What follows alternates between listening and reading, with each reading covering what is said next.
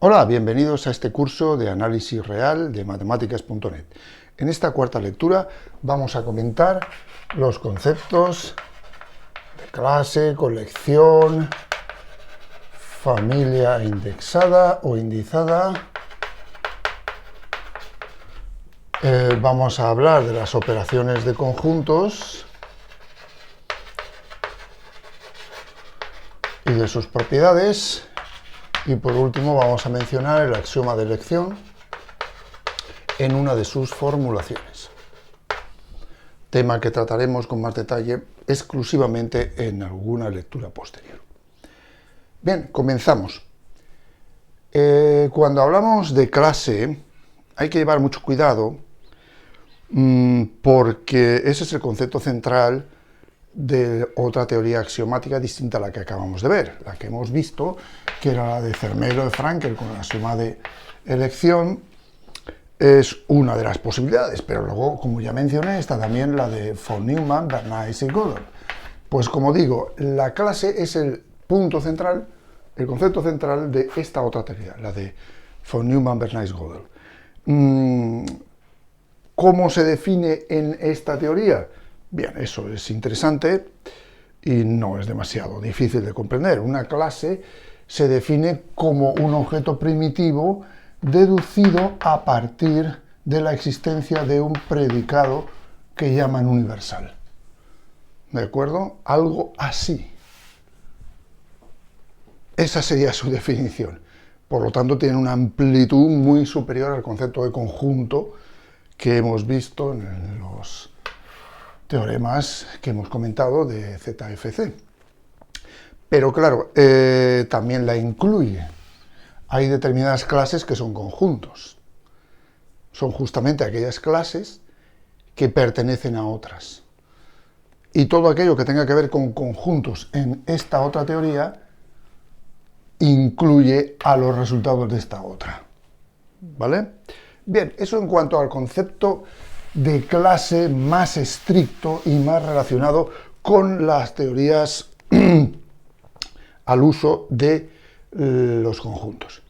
Sin embargo, en el trabajo del día a día del matemático ya difuminamos un poco estas exigencias formales y hablamos de clase como simplemente un conjunto cuyos elementos son a su vez conjuntos.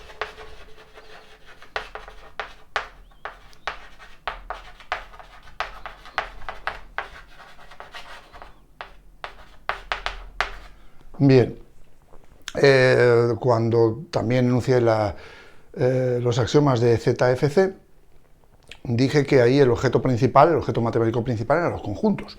No hablábamos realmente de elementos, todo eran conjuntos. Pero claro, eso puede dar lugar a confusión en el trabajo del día a día, como ya he dicho. Y aquí sí que hablamos de elementos y de conjuntos, distinguiendo unos de otros, ya que no estamos en el universo de la lógica, estamos ya en el trabajo diario del matemático. Bien, si tenemos, por ejemplo, dos conjuntos A y B, el axioma del par nos dice que existe otro conjunto formado por estos dos. Pues bien, eso sería una clase, cosa que podría escribir o denotar de esta forma, con una letra caligráfica. Normalmente las clases se denotarán así, usando letras caligráficas. El concepto de sistema, colección, se puede suponer sinónimo a clase, ¿vale? Y eso, pues en la literatura matemática podréis ver estos términos, clase, colección, sistema, familia, muy confusos, muy similares, usados en contextos parecidos. Pero para nosotros, para tener una terminología uniforme a lo largo de todo lo que vamos a explicar, la clase será esto, un conjunto cuyos elementos son a su vez conjuntos. Una colección también podemos decir que es un tipo de clase, o una clase, pero la familia, o familia indexada, es otra cosa muy diferente. Si tenemos un conjunto I, que llamamos conjunto de índices, y otro conjunto cualquiera, U, una aplicación de I en U es lo que llamamos una familia indexada. Es, como veis, simplemente una aplicación. I es el conjunto de índices, como ya he dicho. I minúscula tendría asignado un único valor, f de I minúscula, que aquí escribiríamos como U sub I, con subíndice, ¿vale?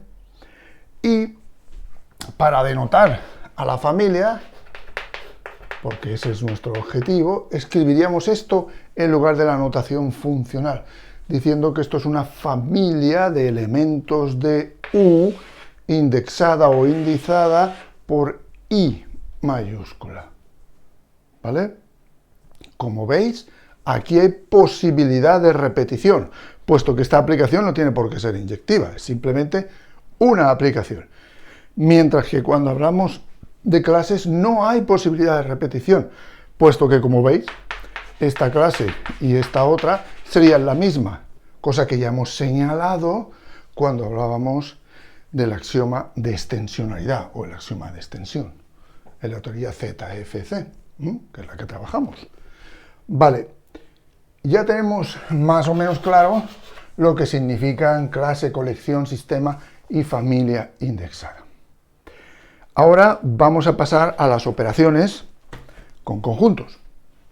Y tales operaciones, como habéis visto, están definidas directamente a partir del axioma de especificación cuando son la intersección y la diferencia. Y la unión de dos conjuntos necesita el axioma del par y el axioma de la unión. Bueno, la intersección estaba definida como aquellos valores que están en A y en B.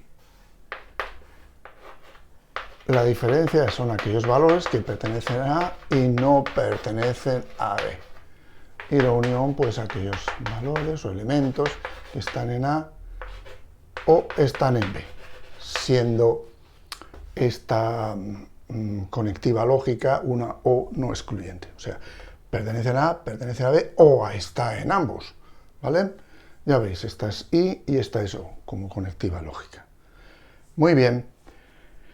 Como veis, aquí parto de la existencia previa de dos conjuntos, A y B, y no digo nada más sobre ellos, simplemente son dos conjuntos, A y B. Teniendo en cuenta eso, se puede probar una serie de relaciones y una serie de propiedades. La primera de ellas es la asociatividad, tanto para la unión como para la diferencia. ¿Qué es eso de la asociatividad? Vale, consideremos ahora tres conjuntos, A, B y C.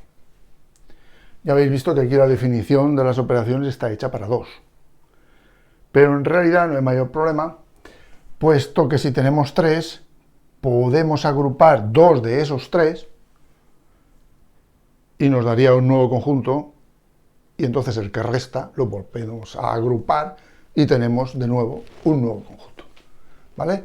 Ahora, conservando el orden en el que escribimos los conjuntos A, B y C, solamente hay dos formas de agruparlos en el sentido que acabo de expresar, así o así. Y la asociatividad me dice, en el caso de la unión y en el caso de la intersección, que esas dos maneras dan lo mismo, ¿vale? Luego tenemos la conmutatividad. La intersección no involucra al orden, es decir, da igual el orden en que lo pongáis. Y la unión le pasa lo mismo. Luego tenemos también ciertas propiedades que tienen que ver con el conjunto vacío. Si hacemos la intersección con el conjunto vacío, obtenemos el conjunto vacío. Y si hacemos la unión, obtenemos el conjunto que unimos. ¿Vale? Bien, hay ahora una propiedad interesante que es la idempotencia, en la que al hacer la intersección conjunto consigo mismo, me da el conjunto, y al hacer la unión también. Hacer la unión consigo mismo también. Bueno, pues ya habéis visto. Esto sería la asociatividad. Esto sería la conmutatividad. Esto podríamos llamarle elemento unidad, quizás. No, no le pondré un nombre porque tampoco hay un consenso. Esto sí que es idempotencia. Y hasta ahora en todas estas propiedades hemos manejado exclusivamente uniones por un lado e intersecciones por otra. Pero luego hay ciertas propiedades que las relacionan y son ya distributividades. La intersección es distributiva respecto de la unión y podemos escribir entonces que la intersección con una unión es unión de intersecciones en este sentido que estoy escribiendo, y también la unión es distributiva con la intersección. Así que la unión con una intersección es unión de intersecciones en el sentido que estoy escribiendo aquí. ¿Lo veis? Vale, básicamente eso es todo lo que puedo decir sin meter estos conjuntos dentro de otro mayor, ya que hay que ser estrictos y darse cuenta que no se pueden formar conjuntos de cualquier manera.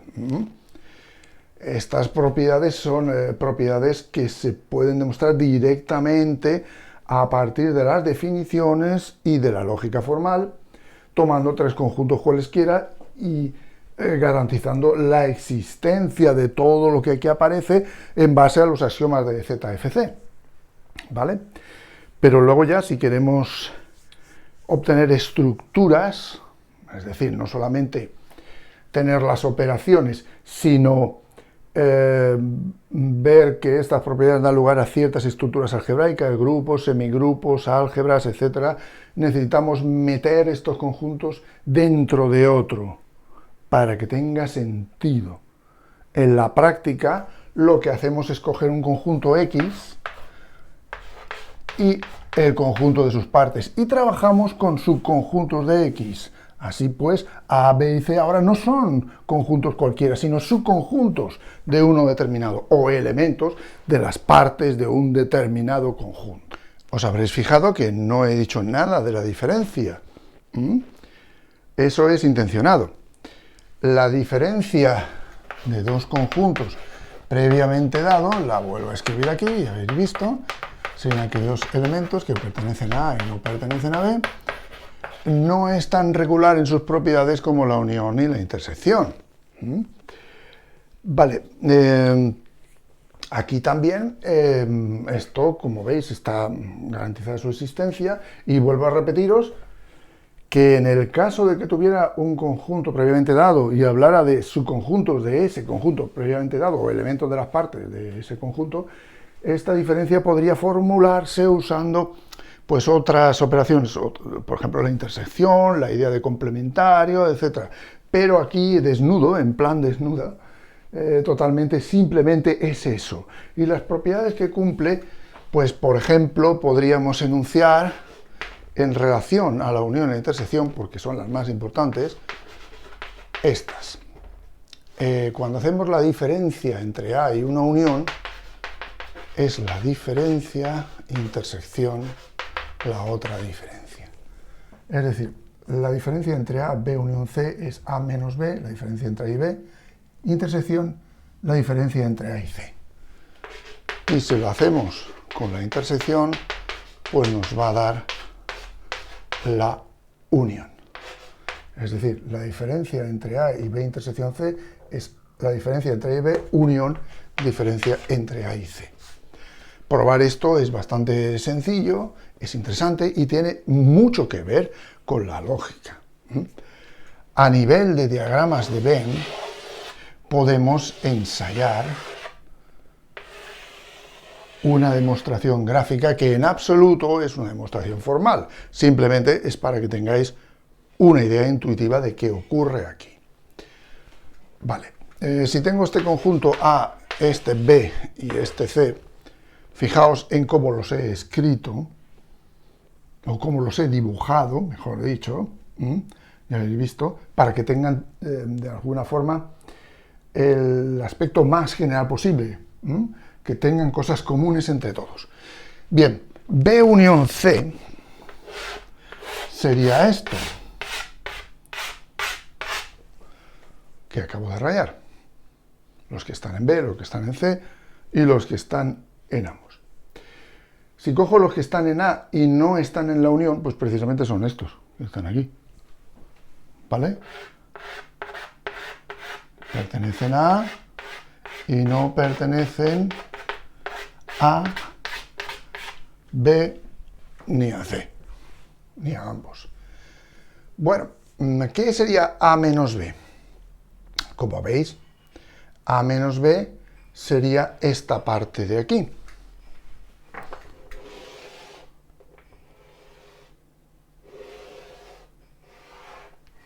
¿Vale?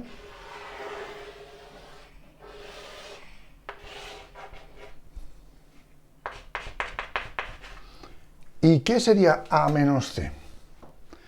A menos C sería esta otra parte de aquí. ¿Vale? Que la puedo poner, para que se vea mucho más fácil, encima. A menos C, como veis, sería esta parte de aquí. ¿Vale? Esta otra.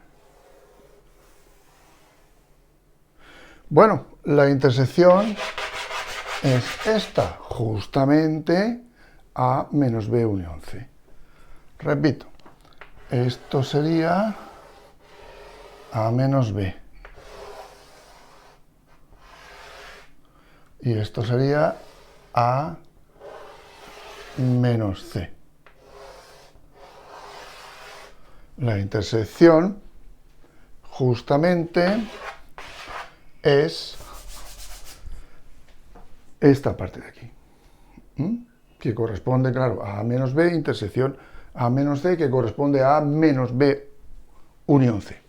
Bueno, en el otro caso se puede ver de manera intuitiva también dibujando.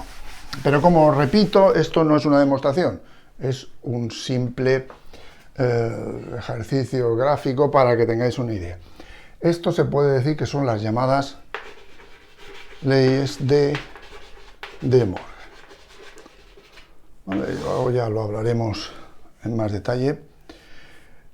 Y otra cosa que quiero señalar de la diferencia es que, desde luego, en general no es conmutativa, ¿vale? Y tampoco en general es asociativa, ¿vale? Vale la pena pensar un poquito en qué significa esto, ¿eh? Esto significa, de nuevo, con un diagrama genérico de Venn, significa lo siguiente.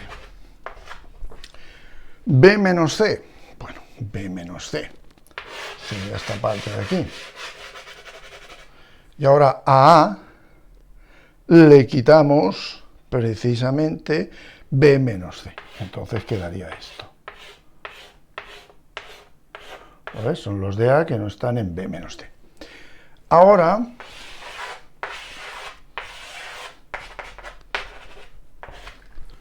A menos B. Bueno, A menos B sería esta parte de aquí. Bueno, pues a A menos B le quitamos lo que corresponde a C. Por lo tanto, sería esta de aquí. Fácilmente veis que son diferentes.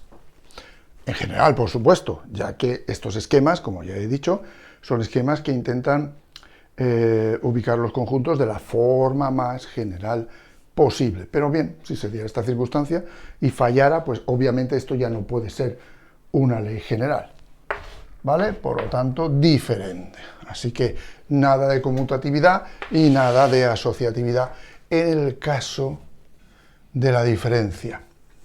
Otras propiedades muy sencillas de la diferencia son las siguientes. A menos el vacío es A. Pero obviamente el vacío menos A es el vacío. A menos A, obviamente, es el vacío. Si A está incluido en B, entonces A menos B es el vacío, ya que es imposible encontrar ningún elemento que esté en A y no está en B, puesto que todos los de A son de B al poner la inclusión. ¿Vale? Bien, estas operaciones que hemos definido ya habéis visto que han involucrado a una cantidad finita de conjuntos. Para poder extenderlo a una colección, ¿veis? Estoy hablando de colecciones, una clase, una familia, es necesario ya enmarcarlo todo, para no tener ningún problema, enmarcarlo todo dentro de un conjunto previamente dado. Así que supongamos que tenemos un conjunto previamente dado, ¿vale? Que llamaremos, pues normalmente se llama el universo. Del discurso simplemente el universo. Y sea, por ejemplo, las partes de X, el conjunto potencial formado por todos los subconjuntos. ¿Vale? Bien. Pues ahora podemos considerar una clase C formada por subconjuntos de X, ¿vale? Pues no sé, A, B, C, no especifico. Simplemente esta clase, en este contexto, es un conjunto formado por subconjuntos. Por lo tanto, podría decir que pertenece a las partes de X, ya que es una colección, otra vez, ¿veis? Estoy usando esos términos, de conjuntos, por tanto una clase, y esos conjuntos son partes de X. Cuando coja esto, lo que estoy haciendo es un subconjunto de partes. Subconjunto de partes. ¿Vale? Bien, así que esto estaría previamente definido, no hay ningún problema, todo esto está perfectamente definido y puedo decir la unión de los A pertenecientes a la clase son aquellos elementos que pertenecen a X. Así que el axioma de especificación aquí me dice que esto sí que es un conjunto, tal es que existe al menos un A en la clase de forma que X pertenece a. ¿Esto tan raro qué significa? Pues simplemente quiere decir que un elemento de X será de esta unión cuando pertenezca al menos a un elemento de la clase. En el caso de la intersección, pues escribiremos esto y lo entenderemos de manera directa. Es fácil, ¿no? La intersección de los elementos de la clase son aquellos elementos de X que están en todos. Para todo A perteneciente a la clase, X pertenece a. Ningún problema en definir esto, ¿vale? Bien, en cuanto a familias, pues supongamos que tenemos una familia A sub I indexada por I mayúscula, de subconjuntos de X, o familia de partes de X. Es decir, lo que tenemos es una aplicación del conjunto de índices en el conjunto de las partes, ¿vale? Ya habéis visto que aquí, pues elementos repetidos no habría, pero aquí sí que podría haberlos, aunque eso no daría ningún problema. A la hora de definir la unión, escribiríamos esto. Y ahora, pues, diríamos que son aquellos elementos de X tales que existe al menos un índice, de manera que X pertenece al conjunto A con ese índice. Y aquí en la intersección tendríamos una definición, pues como veis en todo, similar a la que acaba de aparecer antes para las clases. ¿Lo veis? Son los conjuntos, los elementos de X que para todo índice X pertenece a sub I. ¿Vale? Para todo índice I, X pertenece a sub I. O sea, están en todos o están en al menos uno. Lo mismo que aquí. ¿De acuerdo? Bien. Trasladar las propiedades que he enunciado para una cantidad finita de conjuntos a este caso, no es difícil. Como veis, cabe señalar también que no he puesto nada para la diferencia, ¿verdad? No he dicho nada de la diferencia, y eso es debido precisamente al propio carácter de la diferencia. Como veis, la diferencia entre dos conjuntos es muy sencillo de definir, pero ¿cómo sería la diferencia entre todos los de una familia? No tiene un sentido pleno.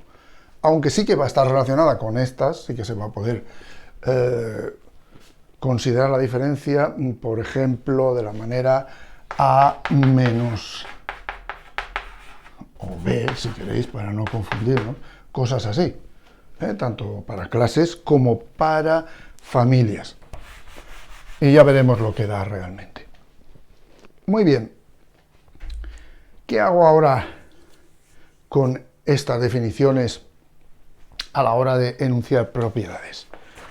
Pues fijaos, imaginad, voy a hacerlo sobre todo para familias porque es mucho más cómodo. Imaginad pues que tengo una familia A sub I y otra B sub J, por supuesto, de partes de X. Está indexada por I mayúscula, está indexada por J. Bien, ¿cómo sería la unión de una unión de la otra? ¿Cómo escribir esto? Pues, gracias a las propiedades de la unión, que se pueden generalizar, gracias a la definición que aparece aquí y a las propiedades de la lógica formal, se puede escribir esto de esta manera más compacta.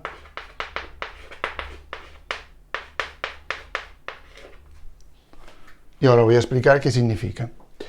Significa que cuando hago la unión de una familia junto con la unión de otra familia, la reúno, o hago la unión de ambas uniones, pues basta con escribir la unión de los elementos que están indexados cuando los índices recorren todas las posibilidades. Por eso pongo un producto cartesiano, cuando I, J pertenece a I por J. Es una manera de señalar que esto lo voy a ir variando y esto lo voy a ir variando en el conjunto respectivamente I mayúscula y J mayúscula, ¿vale? No debería ofrecer demasiada dificultad entender qué significa eso. Bien, en el caso de la intersección, pues en todo similar. Escribo esto y aquí escribo esto y esto, como veis. Ahora, ¿qué es interesante? Pues obviamente, como veréis, lo interesante sería mezclar uniones e intersecciones. ¿Y qué pasaría? Pues de nuevo, usando las distributividades que hemos visto antes, la lógica formal y las definiciones que he dado aquí. Así que tendríamos, si tengo una unión y hago una intersección con otra unión, de familias, por supuesto, ¿esto a qué será igual?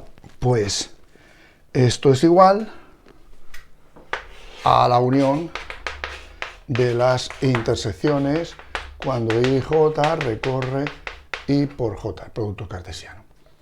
Distribuimos, ¿vale?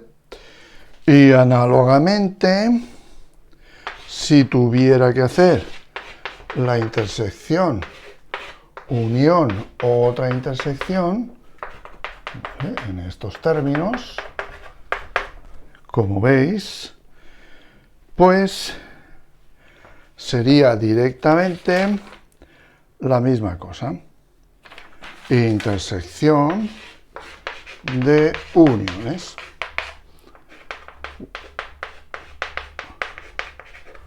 ¿Vale? De nuevo, la distributividad corre en nuestra ayuda, tanto aquí como aquí. Recordar que esto de alguna forma tendría que ver con esta primera que hemos visto, a intersección B unión C, y esta con la otra, ¿vale? Por lo tanto, serían intersecciones de uniones y aquí serían uniones de intersecciones, ¿vale? Voy a señalarlo así con paréntesis para que quede todavía más claro. Bien, ahora, como estoy dentro de un conjunto previamente dado, ya puedo definir algo más en relación a la diferencia, que es la idea de complementario. Así, si tengo un conjunto A incluido en X, un elemento de las partes de X, el complementario de A, que se puede escribir así o se puede escribir así, simplemente es X menos A. Es decir, son los elementos que están en X y no pertenecen a A. ¿Vale? Bien. También voy a ver lo siguiente.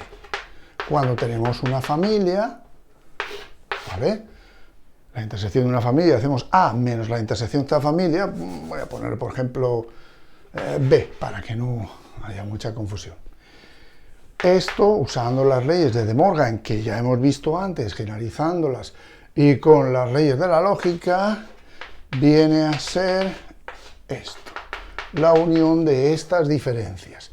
Y análogamente, B menos la unión viene a ser la intersección de B menos A sub I, recorriendo los índices, el conjunto I mayúsculas. ¿Lo veis?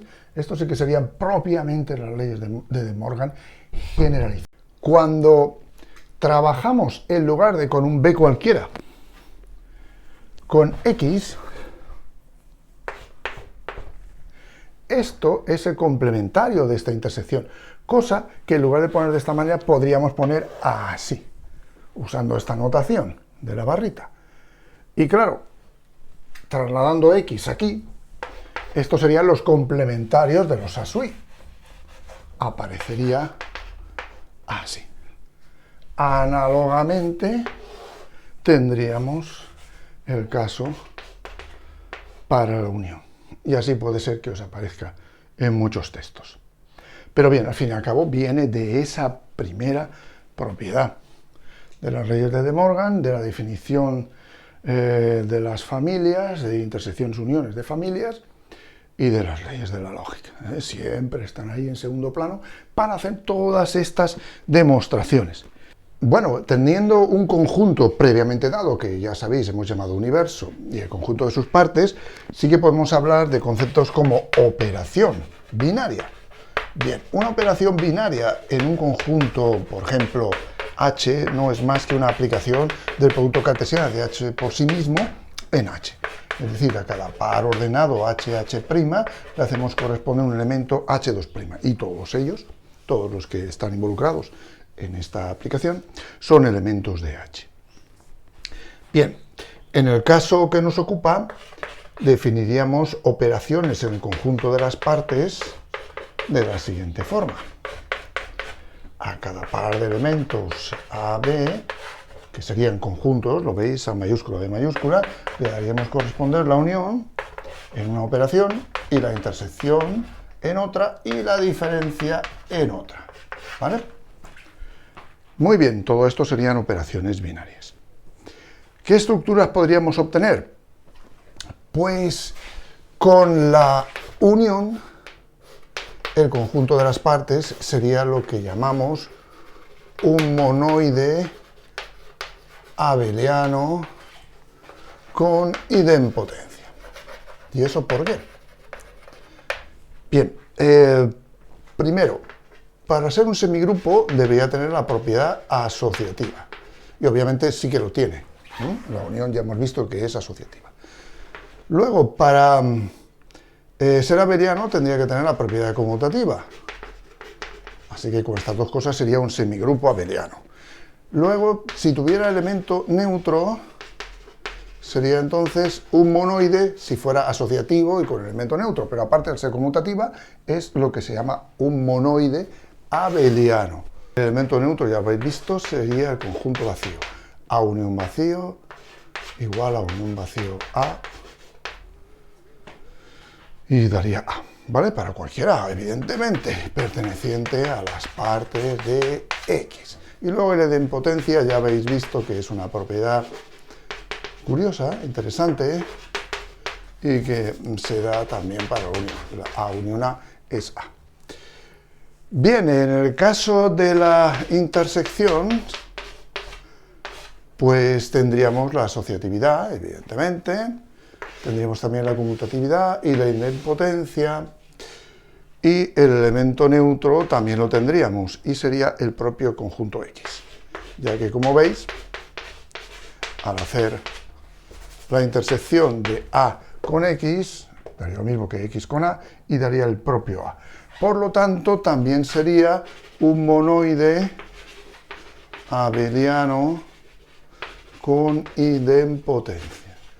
Pero de ahí a que sea un grupo, no es así, porque a pesar de tener elemento neutro, recordad que si tuviéramos para cada elemento simétrico, en el caso de la unión, significaría que esto es posible, ¿vale? Es decir, cada elemento A unido con su simétrico daría igual al elemento neutro, que en el caso de la unión es el vacío. Pero, como veis, si A tuviera algún elemento, esto no sería posible, ¿vale? Y en el caso de la intersección, se plantearía esto. Y aquí, pues, si A y este no tuvieran nada en común, daría el vacío, que evidentemente no es X, a no ser que X sea vacío. Supongamos que ese no es el caso, intentamos la máxima generalidad. Y si acaso tuvieran cosas en común y no fuera todo X, pues también fallaría, ¿no? O sea que en principio no podemos hablar de grupos, sino simplemente de monoides abelianos con idempotencia, ¿vale? Eso en cuanto a la estructura por separado. Ahora bien, voy a introducir una nueva operación que en realidad está basada en las que ya conocemos, y que es la diferencia simétrica. Esta sí que me permite una estructura un poquito más completa.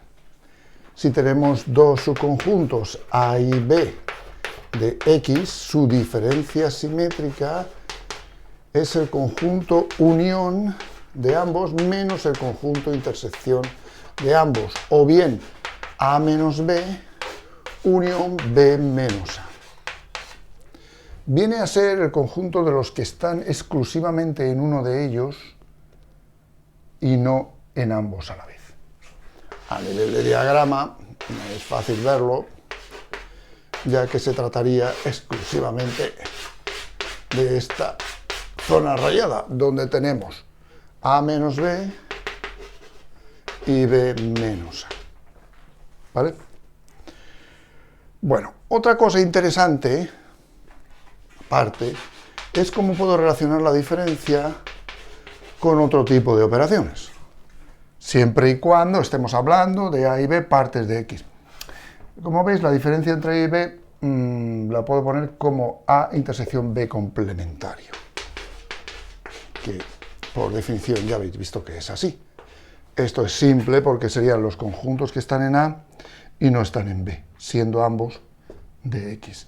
Evidentemente, esto tiene sentido siempre y cuando, repito, sean subconjuntos de un conjunto dado. Esta manera de expresar la diferencia en esas condiciones me permite luego demostrar varias propiedades de una manera más cómoda que por la propia definición que hemos tomado de la diferencia de conjuntos. Bueno, llegados a este punto, voy a ver lo siguiente. El conjunto de las partes de X con la diferencia simétrica y la intersección resulta ser un anillo ¿vale? Luego veremos si tiene alguna característica más. ¿Qué significa esto? Pues significa que el conjunto de las partes de X con la diferencia simétrica es un grupo abeliano. Luego que el conjunto de las partes con la intersección viene a ser, en este caso, un semigrupo, por la parte de la asociatividad. Y luego que la diferencia simétrica y la intersección son distributivas una respecto a la otra. Es decir, cuando hacemos esto, obtenemos esto otro, que es la idea de la distribución, o bien esto otro cuando hacemos la otra distribución de la diferencia, perdón, de la intersección respecto de la diferencia simétrica. ¿Vale? Bien, voy a detallar un poquito más esto. Vale, la asociatividad de la diferencia simétrica sería esta propiedad. Para demostrarla, como siempre, habría que basarse en la lógica formal y en la propia definición de la diferencia simétrica. No es muy complicado y también tenemos ciertas cuestiones aquí interesantes que se podrían resolver usando funciones características, pero eso lo veré en su momento, ¿vale? Luego, en cuanto a la conmutatividad, pues eso sí que es más sencillo de demostrar, debido precisamente a la conmutatividad de la unión, ¿eh? Y en esta definición sería mucho más fácil de demostrar porque si cambiamos el orden de A y B, aquí veis que no va a tener efecto sobre esto, sobre el valor, sobre el conjunto que dé, va a dar exactamente lo mismo. Bien, así que tendríamos la asociatividad, la conmutatividad, la existencia de elemento neutro. Aquí es sencilla, puesto que sería el vacío. ¿Vale? Daos cuenta de que si en lugar de B pongo el vacío, A unión vacío menos A intersección vacío sería A, puesto que A intersección vacío sería vacío, esto sería A menos vacío sería A. ¿Vale? Bien. Luego, en cuanto a la existencia de elemento simétrico, cosa que nos ha fallado antes, cuando hablábamos de los monoides, unión e intersección, con la unión y la intersección, pues en este caso sería el propio A. ¿Por qué? Bueno, daos cuenta. Si pongo A, aquí en lugar de B sería A unión A, que sería A intersección A, que sería A menos A, el vacío. Así que cada elemento es su propio simétrico. Y eso es muy interesante. Cada elemento es su propio simétrico. Tendríamos la asociatividad, la conmutatividad, la existencia de neutro y la existencia de simétrico. Eso ya nos da la idea de grupo abeliano. En cuanto a semigrupo, pues las propiedades referidas a la intersección ya las conocéis. Pues esto sería la asociatividad. Aunque, como veis, también es conmutativa. Por lo tanto, esto sería un anillo conmutativo. Y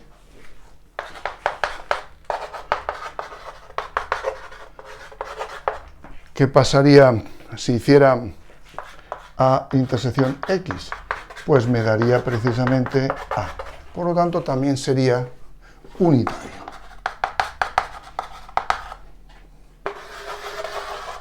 Estas propiedades son las que completan la idea de anillo, ¿vale? Estas son un poquito más difíciles de demostrar, pero son esenciales, puesto que si no hay distributividad entre las dos, no podemos tener una estructura bioperacional como esta. Bien, para acabar con el tema de las estructuras, vamos a mencionar lo que se entiende por un álgebra de Boole.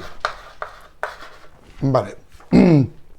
Necesitamos tener un conjunto E y tres operaciones. En realidad, dos operaciones que se suponen binarias y una operación unitaria, es decir, que se aplica sobre un solo elemento.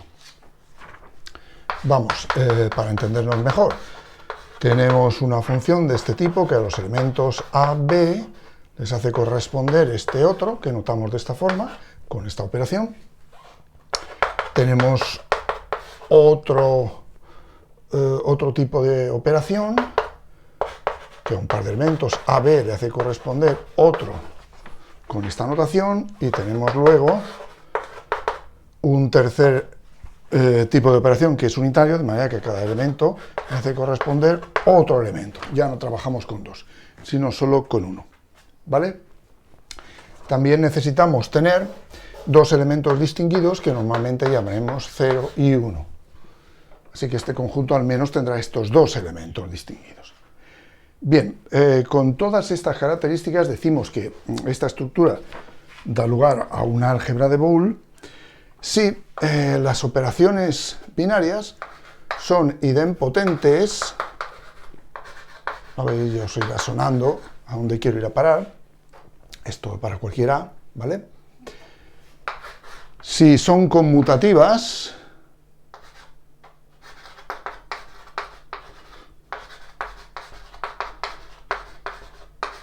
¿vale? Idempotentes, conmutativas.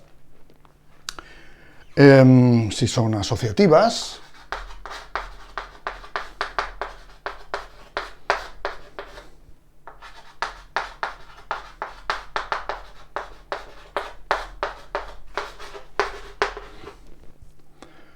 ¿lo veis? Y luego también existe la absorción, es decir, es una propiedad interesante que ahora veremos, de forma que cuando combinamos estas dos repitiendo un elemento en la combinación, resulta que da el elemento repetido. ¿Lo veis?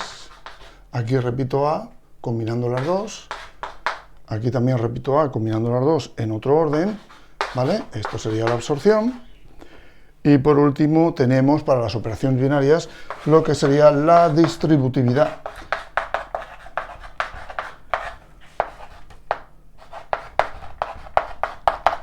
¿Vale? Esto sería así. Y en este caso sería así. ¿Lo veis? Bien. Tenemos pues la idempotencia, la conmutatividad, la asociatividad, la absorción y la distributividad. Y respecto a la operación unitaria, tenemos que al operar A con el elemento que resulte de aplicar la operación unitaria, con la operación que he puesto aquí, con esta en concreto, dará el elemento distinguido 0, y al operarlo con la otra dará el elemento distinguido 1. Bien, pues si se cumple todo esto, decimos que el conjunto E es una álgebra de Boole. ¿Cómo traducimos esto al tema de los conjuntos? Muy fácil. Ahora, este símbolo reflejará la unión y este otro la intersección. Y la operación unitaria sería el paso al complementario. Por supuesto, ahora el conjunto E no es un conjunto cualquiera, sino el conjunto de las partes de un conjunto dado. Así que, como veis, automáticamente todo esto está bien definido como operación, puesto que esto sería la unión, esto es la intersección y esto paso al complementario, ¿vale? Que, como veis, paso al complementario, ya sabéis que es x menos a, definido en virtud de la operación diferencia. Bien, ya hemos visto entonces que la idempotencia es una propiedad que cumplen tanto la unión como la intersección, la conmutatividad también, la asociatividad también y la distributividad también. Pero ¿qué pasa con la absorción? ¿Cómo se traduce? Fijaos, sería A unión, A intersección B y A intersección A unión B. Obviamente esto me va a dar A, ya que A intersección B está incluido en A, y al añadirle A no aportamos nada nuevo, por lo tanto queda A. Y esto me va a dar, obviamente, A, puesto que, como antes, A está incluido en A unión B, y por tanto, al hacer la intersección, vamos a tener en común el valor de A, o el conjunto A, mejor dicho. ¿Y qué pasa con este 0 y este 1? Pues obviamente 0 se identifica con el conjunto vacío y 1 con el propio conjunto X.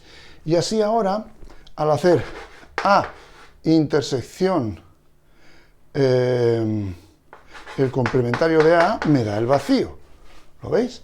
Y aquí al hacer A unión el complementario de A, me da X.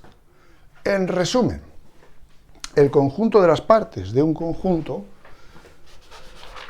con la unión, la intersección, el paso al complementario, el vacío y el propio X, es un álgebra de Boole. ¿De acuerdo? Vale, ahora termino en este punto lo relativo a las operaciones. Por supuesto hay muchísimo más, pero no me puedo extender más, sería una lección excesivamente extensa. Lo veremos quizás en ejercicios o en unos apéndices que pueda poner a estas lecturas.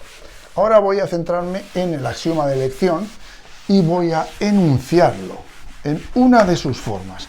Por lo menos vamos a llegar al espíritu del axioma de elección. Consideremos una familia A sub I con índices en I. Una familia de conjuntos, ¿vale?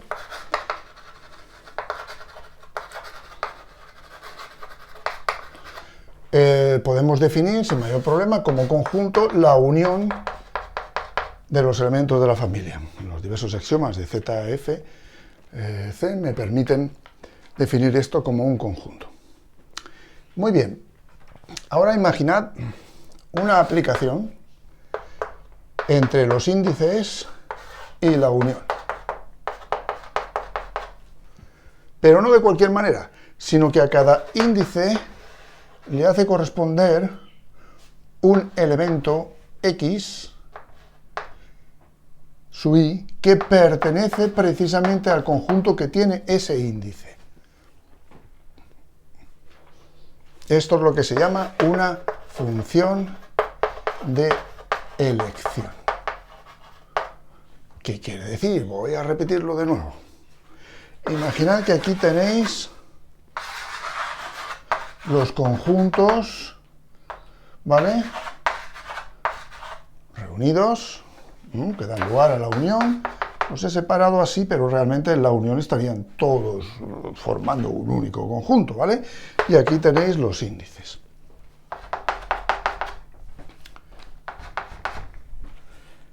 Tomamos un índice y le hacemos corresponder un elemento del conjunto que tiene ese mismo índice. Si fuera H, sería X sub H de A sub H. Si fuera 3, sería X sub 3 de A sub 3. Esa es la idea. Pero bueno, eso no lo hacemos con este. Lo hacemos con todos. Si es posible hacer eso, decimos que tenemos establecida una función de elección. Eso equivale a decir que puedo coger de cada uno de los elementos de aquí, que son conjuntos, de cada uno de estos conjuntos, un elemento. ¿Vale? Bien. ¿Por qué procedimiento? No lo detallo de ninguna manera, simplemente digo que es posible. Ese es el axioma precisamente. El axioma de elección en una de sus formulaciones, choice en inglés, o axioma de elección en castellano, me dice que siempre es posible hacer esto cuando todos los conjuntos son no vacíos. ¿Me explico? Para cada colección o cada familia de conjuntos no vacíos es posible encontrar una función de elección. En otra formulación, pues, si ahora pienso en el producto cartesiano del conjunto de índices por la unión, hacer relaciones funcionales aquí equivale, ¿vale? Equivale precisamente a tener funciones de elección, ¿vale? Pues no sé, voy a escribirlo así. Al fin y al cabo, el grafo de esta función sería un subconjunto de esto. Bien, pero es que también puedo definir, y se define así normalmente, el producto cartesiano de todos estos conjuntos de la familia como aquellas funciones de I en la unión que sean funciones de elección. Por lo tanto, una formulación alternativa del axioma de elección es que el producto cartesiano de una familia de conjuntos no vacíos es no vacío, lo que equivale a decir que si todos estos conjuntos de la familia son no vacíos, es posible elegir un elemento de cada uno de ellos. ¿Cómo? No lo sé. Simplemente doy la posibilidad de manera axiomática. Digo que es posible siempre. ¿Vale? Bien, básicamente eso es el axioma de elección. Y me permite demostrar resultados que de otra forma no se nos han ocurrido todavía cómo demostrarlos. Es un axioma controvertido y que solo he dado una pincelada aquí, como digo, y al que dedicaré exclusivamente una lectura, ¿vale? Puesto que tiene muchas formulaciones equivalentes. Bien, con esto termino.